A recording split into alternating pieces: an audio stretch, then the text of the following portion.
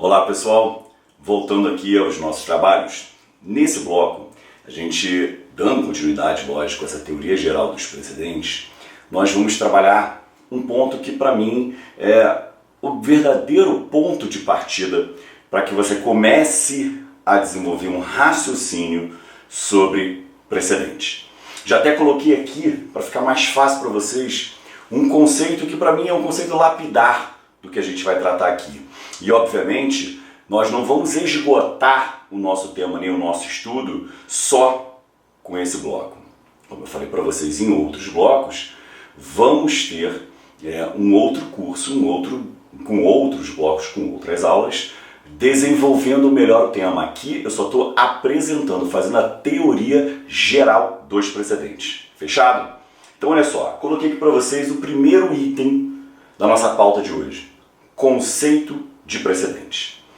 E antes de apresentar a vocês esse conceito que é do Fred Dier, eu quero mostrar o primeiro problema. Abra lá no artigo 926 do Código de Processo Civil. Na verdade, lá vocês vão encontrar pelo menos dois problemas conceituais.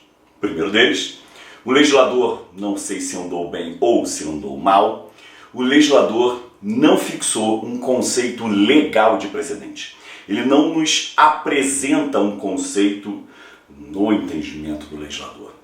Não temos. Pior, além de não termos o conceito de precedente, no próprio artigo 926, e também você vai encontrar isso em 927, o legislador fala em súmula, fala em jurisprudência, fala em padrão decisório e fala em precedente. Professor, mas e daí? E daí que, pelo jeito que ele trabalha, parece, por exemplo, que súmula é um precedente. Parece que qualquer decisão pode ser considerada um precedente. E é isso que eu já quero tirar da cabeça de vocês. Até preparei aqui um outro slide só para vocês verem. Dá uma olhada aqui. Eu coloquei o conceito de precedente e vou colocar aqui o que o 966, parágrafo 5º, parte final traz. Repara, ele fala em padrão decisório. Se você se ativer às lições do professor Alexandre Câmara, ele fala isso tanto no livro dele, Lições de Processual Civil, livro dele Novo Processo Civil, ele também fala isso na sua tese de doutorado, levando padrões decisórios a sério. Ele trabalha exatamente dessa maneira. Ele diz o seguinte: o gênero é padrão decisório. Dentro desse gênero, vocês vão encontrar pelo menos três espécies: precedente, jurisprudência e enunciado de súmula.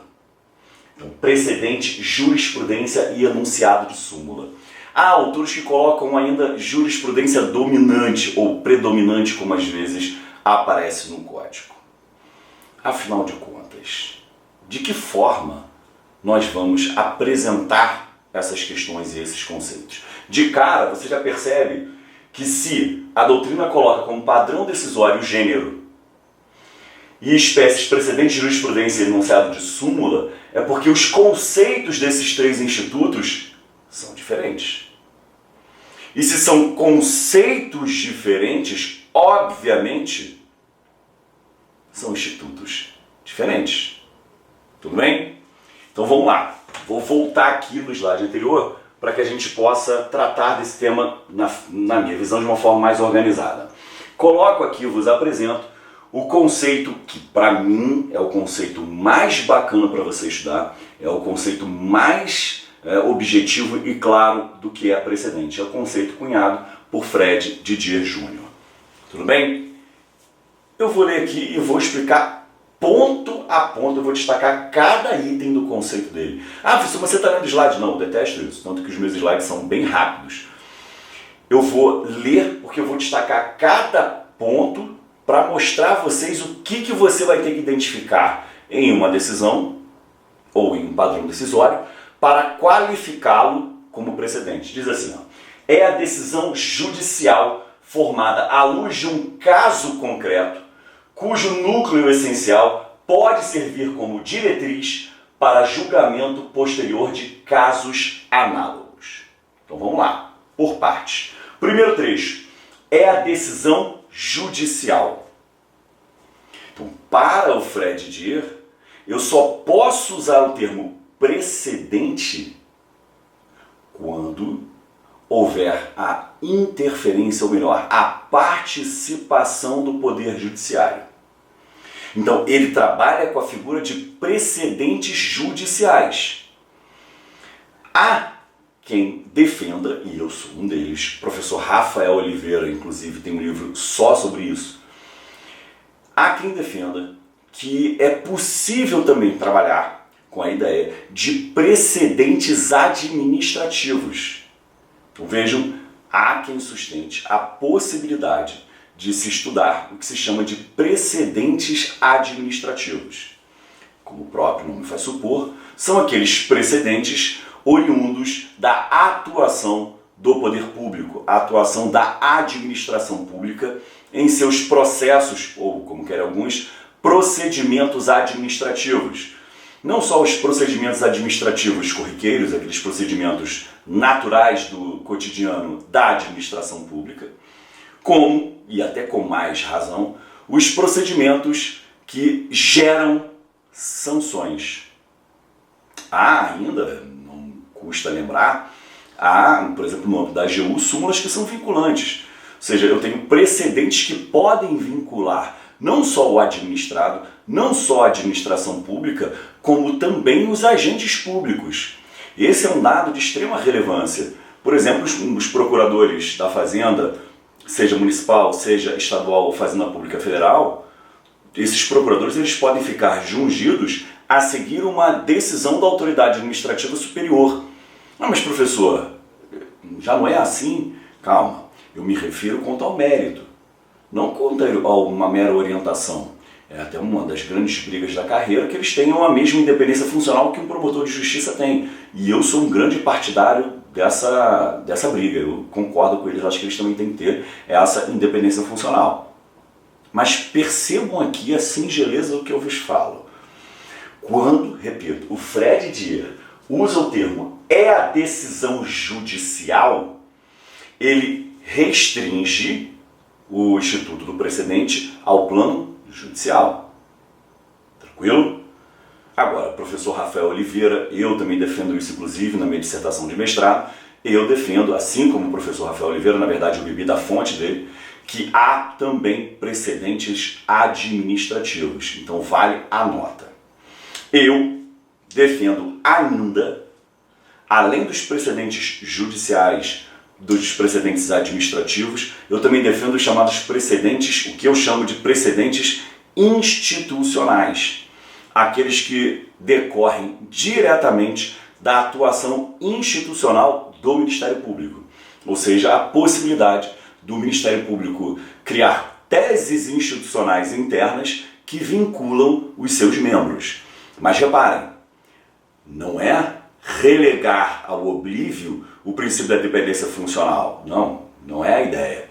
A ideia é, quando o tema versar sobre um interesse institucional, mormente, quando o fulcro for a unidade institucional, os membros do MP devem seguir essas teses institucionais, o que as converteria em verdadeiros precedentes institucionais. Essa é a tese que eu defendo. Tudo bem? Então esse primeiro trecho acho que ficou claro.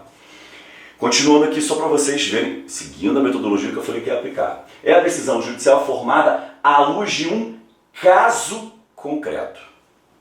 Então olha só o detalhe. Para que eu possa afirmar, melhor dizendo, afirmar a existência, e repito, a existência conceitual de um precedente, é imprescindível que ele seja extraído de um caso concreto. Reparem que eu não vou ficar jungido à resolução do caso concreto. Não é essa a ideia que eu estou falando. Estou dizendo o seguinte, eu só posso afirmar que uma decisão se torna um precedente se ela é retirada, se essa decisão é retirada de um caso concreto. seja, a resolução de um caso concreto. E para essa resolução ocorrer, é imprescindível, por exemplo, reconhecer alguma matéria de direito, é imprescindível fixar uma determinada tese jurídica. Então, com base nessa linha de raciocínio, é óbvio que ao retirar essa tese jurídica da resolução no caso concreto, eu já posso começar a falar em precedente. E aí, reparem, eu vou desenvolver isso já. Mas se eu afirmo que tem que ser uma decisão judicial extraída da resolução de um caso concreto, então eu já não posso afirmar, sob pena de ser incoerente, eu já não posso afirmar que uma súmula de tribunal, seja ela uma súmula meramente persuasiva, seja ela uma súmula vinculante, eu já não posso afirmar que a súmula é um precedente. Porque se eu o fizer, eu sou incoerente. Mas como assim?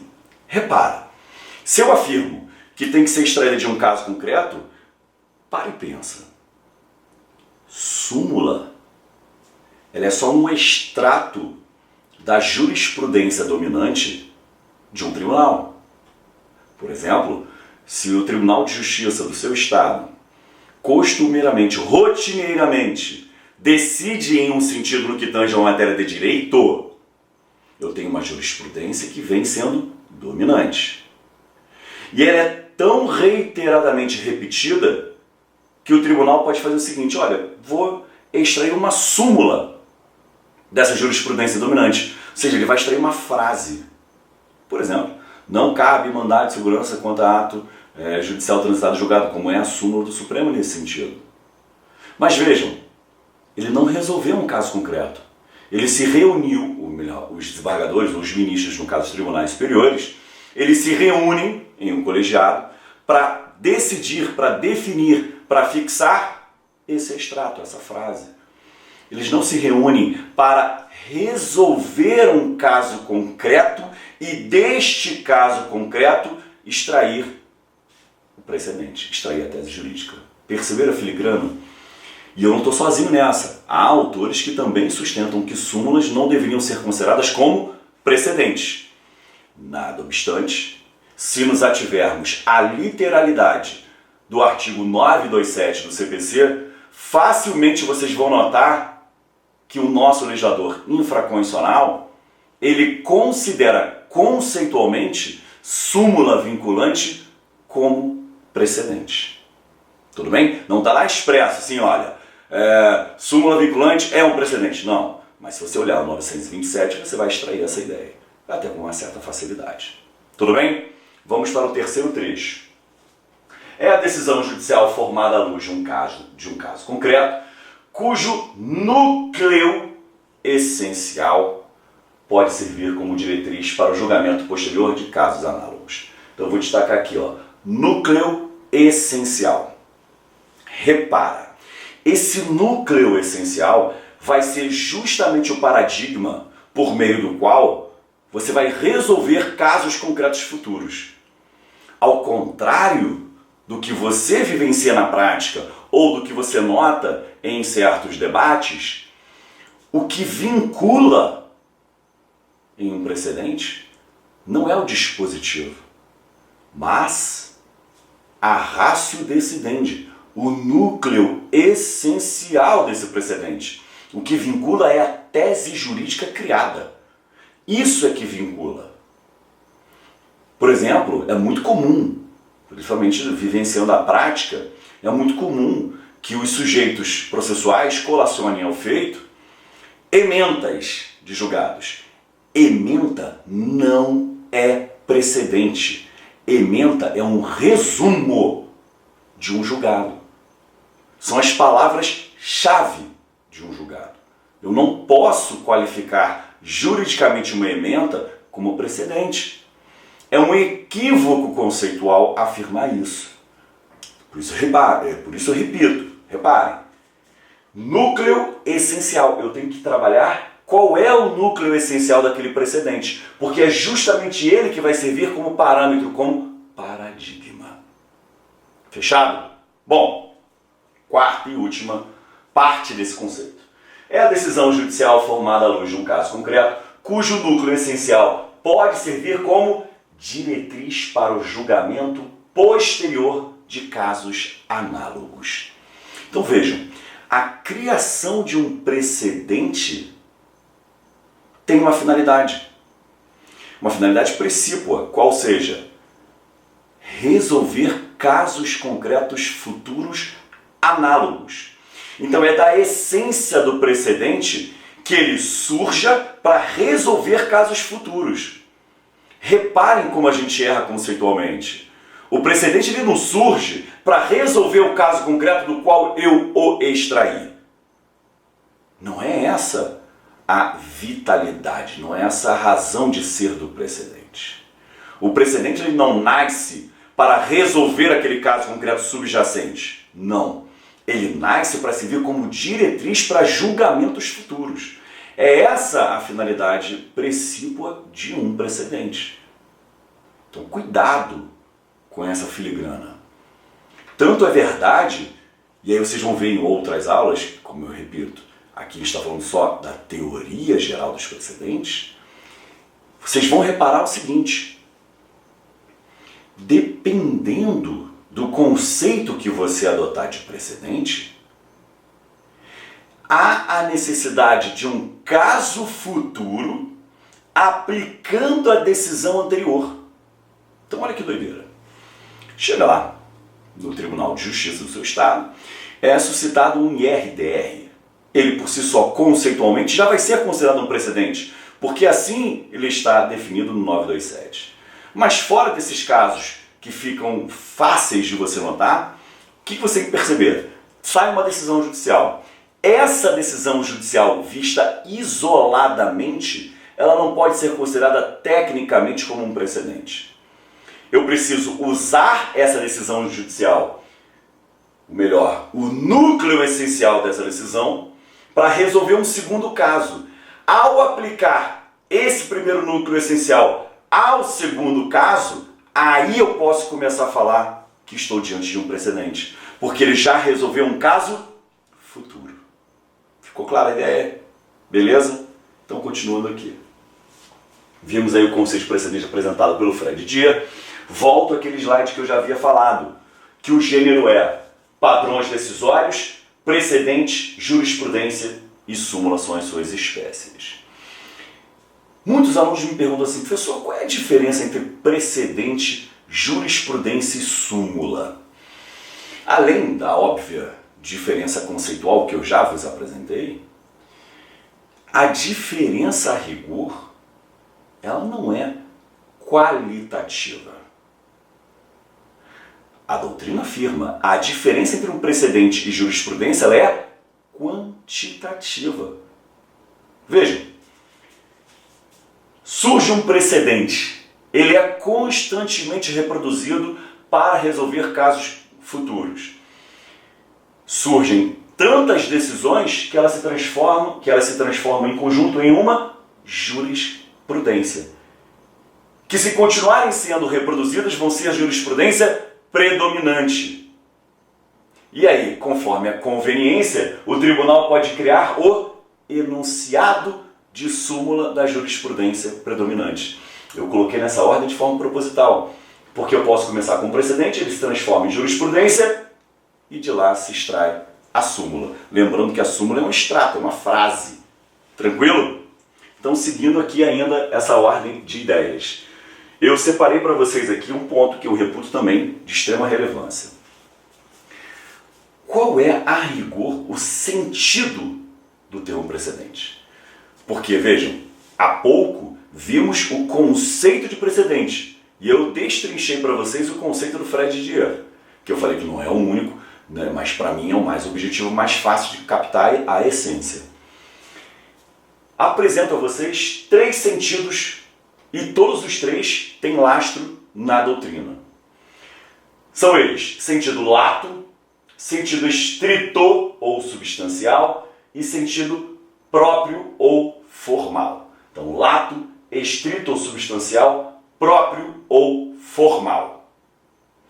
Primeiro deles, no sentido lato, aquilo que eu acabei de mostrar para vocês.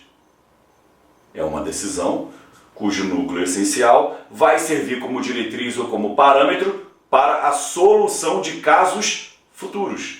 Então vai servir de parâmetro, de diretriz para a solução de casos futuros. No sentido substancial, é a chamada norma do precedente. É a sua ratio decidente. É o seu núcleo essencial. Lembra que eu falei para vocês? A ementa não é precedente. O dispositivo não é precedente. O precedente é aquele núcleo essencial a partir do qual eu vou usar para resolver o caso concreto futuro, desde que obviamente seja semelhante ou análogo. Então, no sentido estrito ou substancial, precedente é a ratio decidente, é o núcleo essencial. E no sentido próprio ou formal? E no sentido próprio ou formal? O precedente é fonte do direito. Alguns falam fonte de direito. Eu prefiro falar fonte do direito, mas fica a critério de vocês. A ideia de ser fonte do direito é porque ele é, na verdade, um fato jurídico. Porque ele cria uma norma jurídica. Vocês devem lembrar dos blocos anteriores. Vocês vão perceber que eu falei para vocês. Lembram da releitura ou reconstrução do princípio da legalidade? O precedente passa a ser considerado como uma norma jurídica.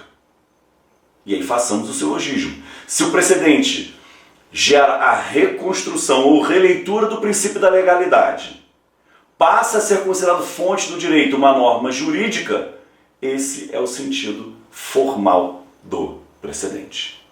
Tudo bem? Então, no próximo bloco, a gente continua.